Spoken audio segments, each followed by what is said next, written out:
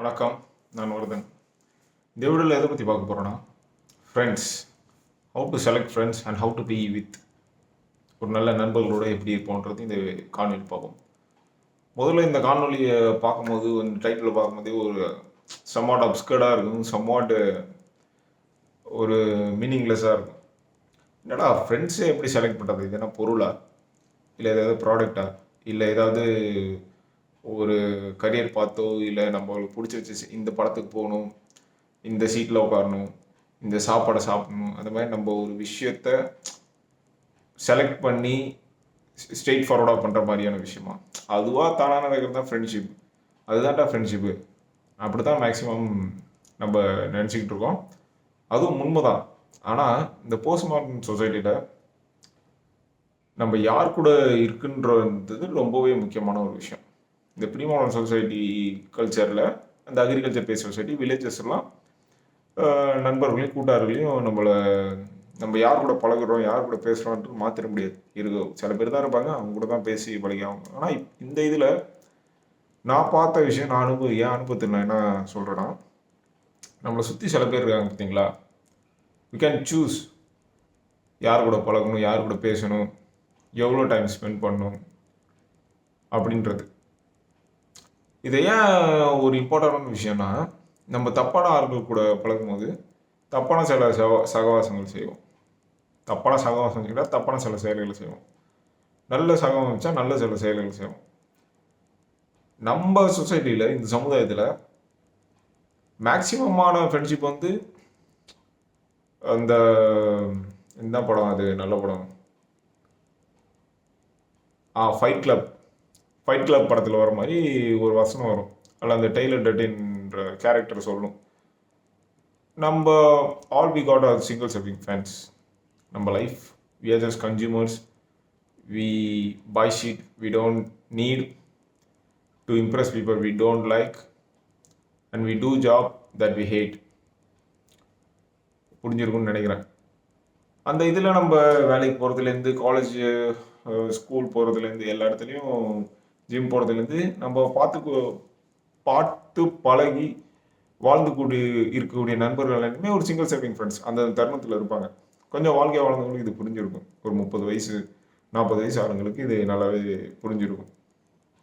School போயிருப்போம், college போயிருப்போம், வேலைக்கு போயிருப்போம், எல்லாமே அந்தந்த டைம் பீரியட் அந்த தருணத்தில் வந்து போகிறது தான். இப்போ அந்த வில்லேஜர்ஸ்க்கு தப்பிச்சிட்டாங்க. ஏன்னா அந்த வில்லேஜில் வீடு இருக்கும்.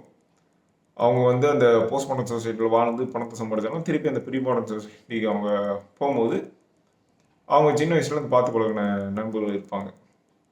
ஆனால் இந்த ஏரியா ஃப்ரெண்ட்ஸு, இந்த சென்னை சிட்டியாக இருக்கட்டும், Tier 1, Tier 2, Tier 3 சிட்டிஸாக இருக்கட்டும், நம்ம சின்ன வயசில் சில நண்பர்களை பார்த்து பழகி இந்த ஏரியாவில் இருப்போம். ஆனால் வளர தே டு மூவ் ஆன் ஆகிட்டு ஒரு மேக்ஸிமம் ஒரு 50% ஆஃப் த பீப்புள் வந்து ஷிஃப்ட் பண்ணிவிடுவாங்க. இந்த ஏரியாவில் இருக்க மாட்டாங்க, வேறு ஏதாவது ஏரியா போயிடுவாங்க. அப்படின்னா மேக்ஸிமம் வந்து இந்த சிட்டிலேருந்து Tier 3லேருந்து Tier 2, இல்லை Tier 2லேருந்து Tier 1 அது மாதிரி சிட்டிக்கு மூவ் ஆன் ஆகிடுவாங்க. பிகாஸ் அவங்க வேலைக்கும் அவங்களோட பார்க்குற தொழிலுக்கும் ஏற்ற மாதிரி அவங்க செட்டில் ஆகிடுவாங்க. இது தப்பு எதுவும் கிடையாது. ஸோ வந்து ஒரு பர்மனெண்ட்டான ஃப்ரெண்ட்ஷிப்ன்றது இங்கே இல்லை.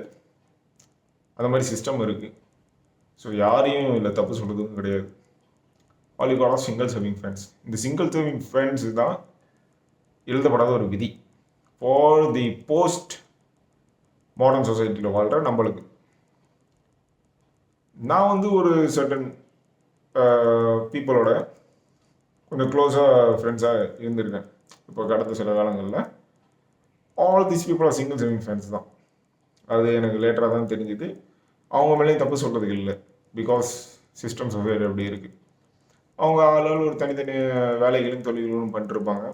ஈவினிங் ஆனால் கிரவுண்ட்லேயோ இல்லை மைதானத்துலேயோ எல்லாம் உட்காந்து ஃபஸ்ட்டு கிரிக்கெட் விளையாண்டுருந்தோம். அதுக்கப்புறம் அந்த கிரிக்கெட் போனதுக்கப்புறம் ஒரு ரிலாக்ஸேஷன் இடமாவே மாறிடுச்சு. ஈவினிங் டைம் வருவாங்க, ஏதாவது பேசுவாங்க, கரெக்டாக 8 மணினா போயிடுவாங்க, அவங்க வேலையை பார்ப்பாங்க. உங்களுக்கு இந்த கஷ்டம், இந்த இன்பம், இந்த துன்பம் அதெல்லாம் இருக்க பற்றி பெருசாக பர்சனலாக பேசிக்க மாட்டாங்க. ஒரு கஷ்டத்தில் உதவ மாட்டாங்க. ஒரு நல்ல விஷயத்தில் நம்மளை அவங்க கூட கலந்துக்க மாட்டாங்க. ஸோ மெயின் திங் அங்கே என்ன இருக்குன்னா, ஒரு ஈவினிங் வரோம், கொஞ்சம் ரிலாக்ஸாக பேசிட்டு கலகலவா ஏதாவது பேசிட்டு போகணும். அது மாதிரியான ஒரு சிங்கிள் சர்விங். அடுத்து எதாவது ட்ராவல் பண்ணுறோமா, எங்கேயாவது ஊர் சுற்றி பார்க்குறோமா, அதுக்கு ஏதாவது ஒரு பிளானை போட்டு அப்படியே போகணும். அவ்வளோதான். மிச்சப்படி எதுவுமே இல்லை. ஒரு டீப் மீனிங் இல்லாமலே இருக்குது. ஜஸ்ட் அந்த டைமுக்கும் அந்த பர்பஸ்க்கும் பேசுகிறோம், பழகுறோம், போகிறோம் அப்படின்னு தான் இருக்குது. என் ஸ்கூல் ஃப்ரெண்ட்ஸ் எல்லாம் இப்போ மூவ் ஆன் ஆகிட்டானுங்க. பெருசாக கனெக்டிவிட்டி இல்லை. என் காலேஜ் ஃப்ரெண்ட்ஸ் இப்போ அந்த டிரான்சாக்ஷன் பேஸில் இருக்கானுங்க. மேபி இன்னும் சில வருஷத்துக்குள்ள என் ஸ்கூல் ஃப்ரெண்ட்ஸுக்கு என்ன நிலைமையோ அதே என் காலேஜ் ஃப்ரெண்ட்ஸுக்கும் ஆகும்னு நினைக்கிறேன். யார் மேலேயும் எந்த தப்பு சொல்கிறதுக்கு இல்லை. Because postmortem society. ஸோ என்னன்னா, நான்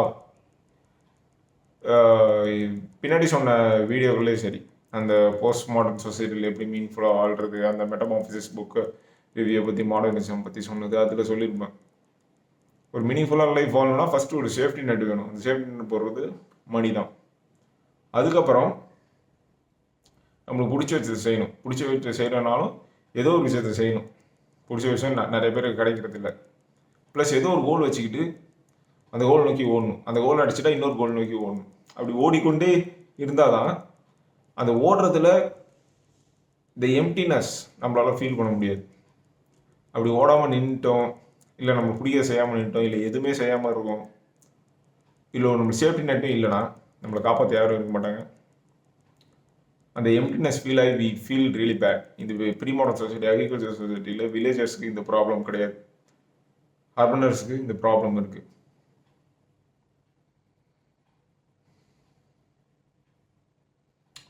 So, when it comes to friendship, being in a postmodern society, all are single serving friendships. No one ஒரு டீப் மீனிங்ஃபுல் அதை மாதிரி எதுவும் இருக்காது. சின்ன பசங்கள்ட்ட இருக்கலாம், பட் இன்னும் காலம் போகி அவங்களும் ஃபேமிலி அதை மாதிரி செட்டில் ஆகிட்டா இந்த சிஸ்டத்தில் அவங்களும் ஒரு பங்கு அப்படியே மூவ் ஆகிடுவாங்க. So nothing to blame every one. So choose your friends wisely. உங்களை இம்ப்ரூவ் பண்ணுற மாதிரியும், நீங்கள் பிடிச்ச தொழிலில் செஞ்சுக்கிட்டு இருக்கவங்க மாதிரியும், உங்களை டீக்ரேட் பண்ணாத மாதிரி, for example alcohol, substance abuse, ஒரு கெட்ட வழியில் போகிறது, கெட்ட சிந்தனைகளுக்குள்ளாக்குறது, டைம் வேஸ்ட் பண்ணுறது, உங்களை பில்ட் பண்ணாமல் டெஸ்ட்ராய் பண்ணாங்கன்னா அவங்க கூட சேராதுங்க. பில்ட் பண்ணுறவங்க கூட சேர்ந்து நீங்களும் பில்ட் ஆகிட்டு போயிடுங்க. பட் ஈவென்ச்சுவலி அவங்களும் லாஸ்ட் ஆகிற போகிறது இல்லை. They will move on. நீங்களும் மூவ் ஆன் ஆகிட்டு அப்படியே போயிட்டே இருங்க. That's it. அதான் இந்த காலகட்டத்துக்கு இதுதான் ஃப்ரெண்ட்ஷிப்.